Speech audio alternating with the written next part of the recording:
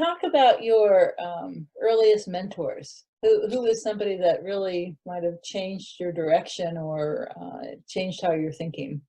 When I thought as I look back on what would be my two mentors, I had a chance my junior and senior in high school to play football for my dad. I played for my father.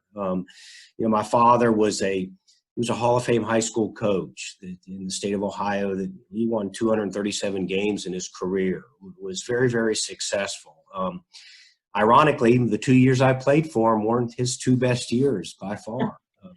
But I do remember going to play for my father. He was a man that really didn't raise his voice much.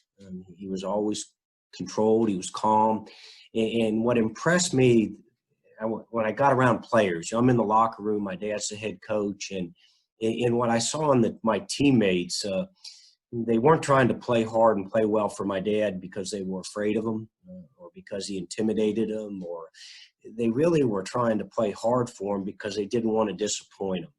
And I remember seeing that as a junior and senior in high school and thinking, like, that's a neat way.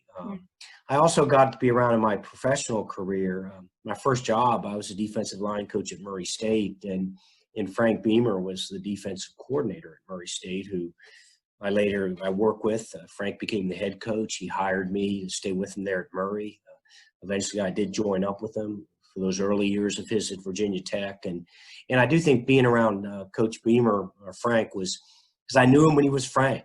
I knew him when he was just one of us. And then, ultimately, here's a guy that became a multi-millionaire that's a Hall of Fame, college coach. And really what I saw in Coach Beamer, there's different ways to do things, but he was a patient man. Even after tough times and tough losses, he never regretted going to work.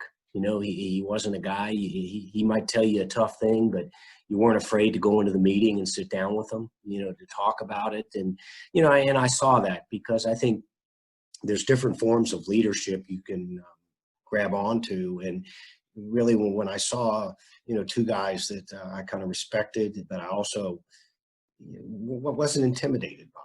They were fun to be around. I thought, I'll try to do it and emulate those two. I think those are two guys that probably had the most influence on me in coaching.